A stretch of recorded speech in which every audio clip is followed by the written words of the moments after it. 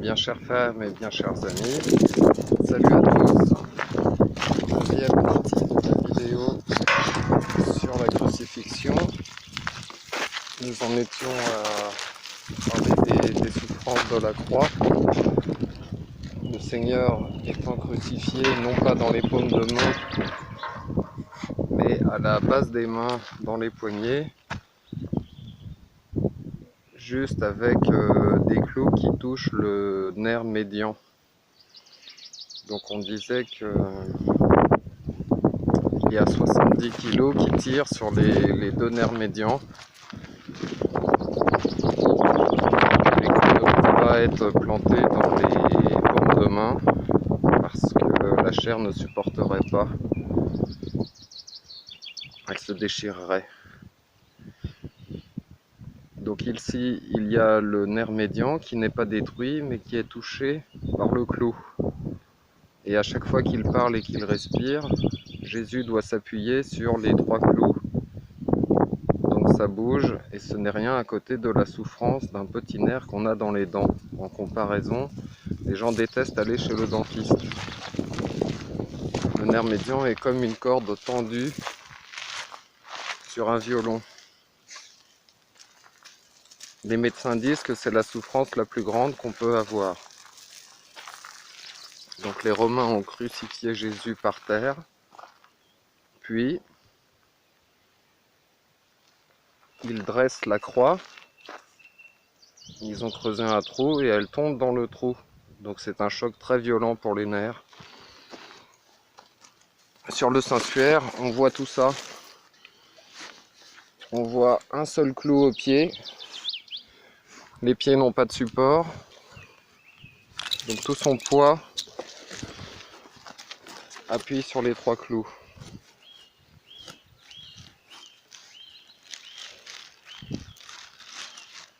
Le pied est tordu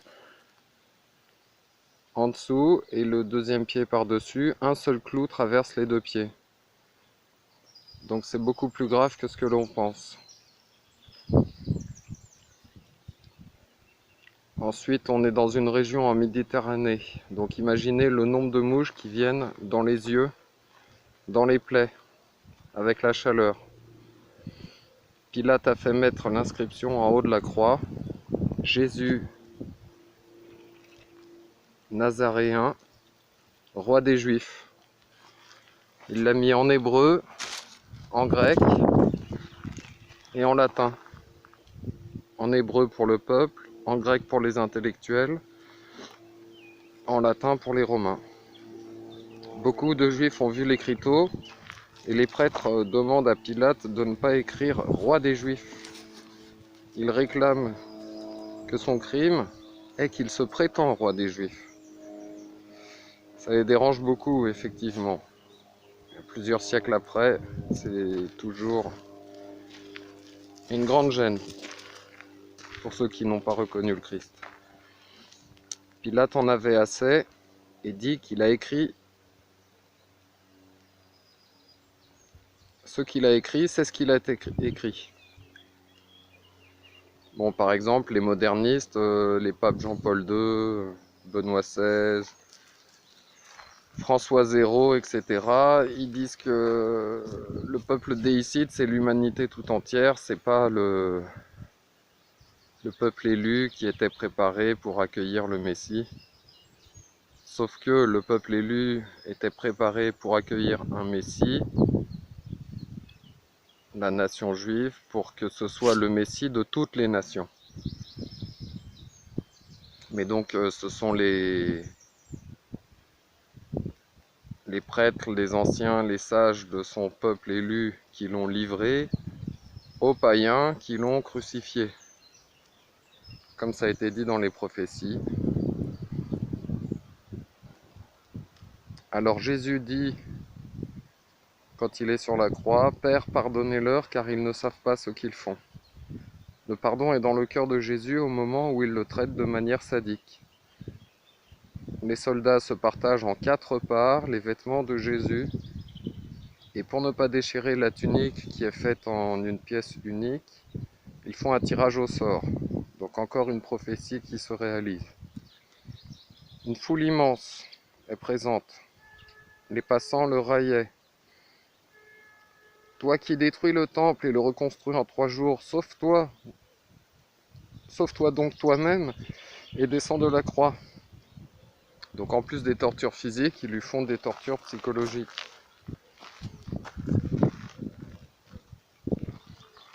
Les princes des prêtres, les scribes, les anciens se moquaient aussi. Ils disaient, s'il est le Christ, qu'il descende de la croix, et nous croirons en lui. Il a mis en Dieu sa confiance, qu'il le délivre s'il l'aime. Effectivement, dans l'écriture juive, il est indiqué que celui qui est sur la croix est maudit, n'est pas aimé de Dieu. C'est pourquoi ils voulaient qu'il soit crucifié, pour se rassurer eux-mêmes. Mais ils n'ont pas compris que Jésus a pris la place des pécheurs, qui sont maudits par Dieu. Une croix, un mérite infini pour lui qui est innocent. Les soldats eux-mêmes insultaient aussi et offraient du vinaigre. Et les voleurs crucifiés avec lui aussi le couvraient de sarcasme.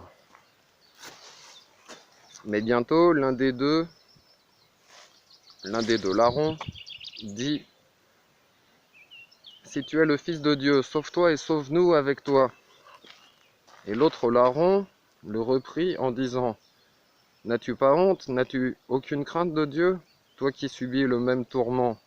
Pour nous c'est justice, nous subissons la peine méritée pour nos crimes, mais celui-ci n'a fait aucun mal. » En effet, Jésus était connu en tant que bienfaiteur par tous. Puis, s'adressant à Jésus, il lui demande « Seigneur, souvenez-vous de moi en arrivant dans votre royaume. » Le bon larron, saint Dismas, a reçu une grâce d'avoir la foi et de reconnaître Jésus comme Messie et même comme Dieu. Certains disent qu'il a volé toute sa vie et que même le paradis, il l'a volé sur la croix. Jésus lui répond qu'en vérité, il sera avec lui aujourd'hui même au paradis. Au pied de la croix, Saint Jean et la Vierge Marie sont présents. Jésus veut qu'après son départ, Marie ait quelqu'un pour s'occuper d'elle. Alors il montre Saint Jean et dit à sa mère « Femme, voici ton fils ». Puis il dit à son disciple « Voilà ta mère ». Jésus s'adresse à Saint Jean qui représente toute l'Église. Donc Sainte Marie est notre mère spirituelle à tous. Jésus nous dit cela à tous. Effectivement, les gens dans le New Age qui disent que Jésus avait des frères et sœurs, que Saint Jean était son frère parce que c'est dit dans la Bible, non, c'est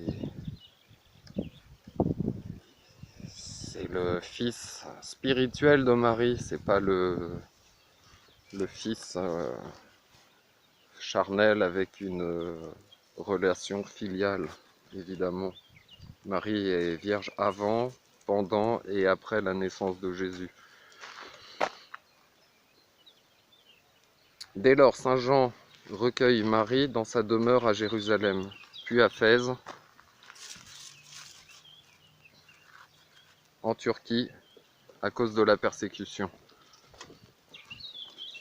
Il y a ensuite un miracle astronomique. La crucifixion se passe vers midi, donc ce qu'on appelle à la 6e heure, parce que la première heure dans la Bible c'est le moment du lever du soleil. Donc à midi c'est la 6e heure. À 15 heures c'est la 9e heure. Donc les ténèbres se répandent vers la 9e heure. Et le miracle, vous allez comprendre, c'est qu'il y a une éclipse de soleil. Pour qu'il y ait une éclipse de soleil, il faut que la lune se trouve entre la terre et le soleil. Et c'est ainsi que la lune masque le soleil. Donc symboliquement, c'est parce que la divinité de Jésus est cachée, le soleil avait perdu toute sa lumière. Et alors, en quoi c'est un miracle? Comme il n'y a pas de hasard, et en plus, Il y a un fait, c'est que à la Pâque juive, la fête se passe au moment de la pleine lune. Et au moment de la pleine lune, la lune n'est pas entre la terre et le soleil, mais au contraire, la terre est entre le soleil et la lune. Et c'est pour ça que le soleil peut éclairer la lune complètement.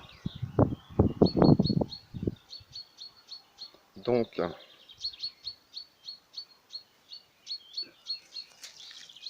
la pleine lune, c'est quand le soleil éclaire la lune qui se trouve de l'autre côté de la terre. Et quand les Romains ont vu cela, ils ont compris, ils ont dit que Jésus est vraiment le Fils de Dieu. Ensuite, Jésus a ces paroles: « Mon Père, pourquoi m'avez-vous abandonné ?» Parce que Jésus a supprimé sa vision béatifique, sa consolation divine, pour pouvoir souffrir de toute son âme. Pour se moquer encore de lui, quelqu'un dit: « Le voilà qui appelle Élie à son secours. »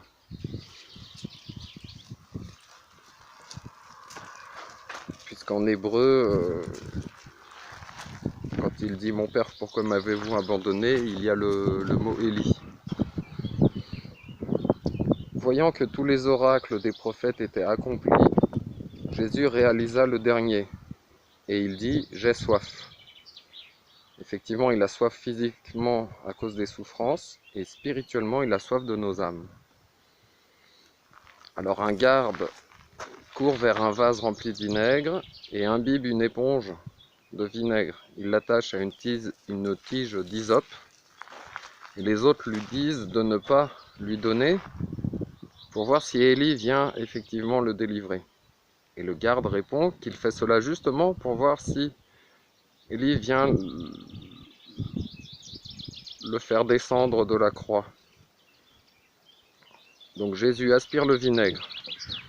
Il dit que tout est consommé.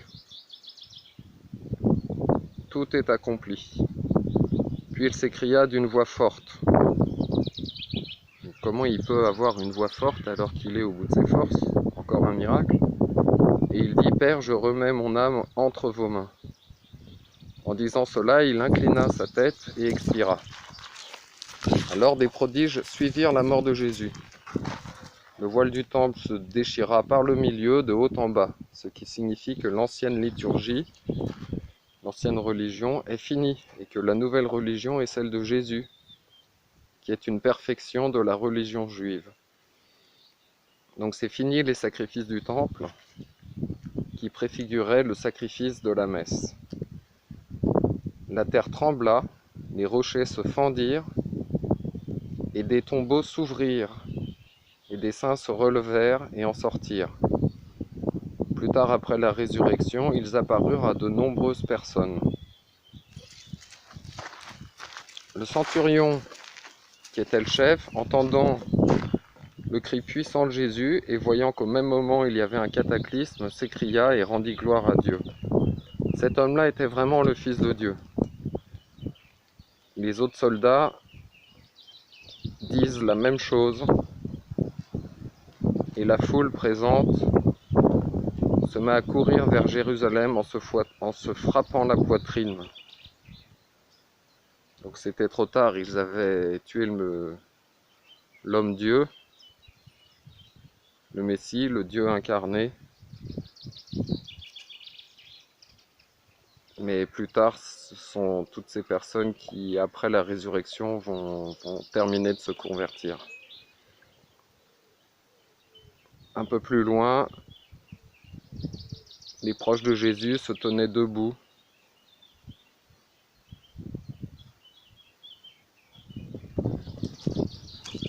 Et voilà donc la fin de la dernière vidéo si triste des mystères de la vie de notre Seigneur Jésus-Christ. La prochaine, ça sera la résurrection et on va passer des souffrances physiques, psychologiques, humaines, à la jouissance du corps glorieux humain. Et on va passer de la divinité cachée à la divinité visible à travers l'humanité glorieuse de notre Seigneur Jésus-Christ. Je vous remercie de votre attention. Prenez soin de vous. Que Dieu vous garde. En union de prière. Ainsi soit-il.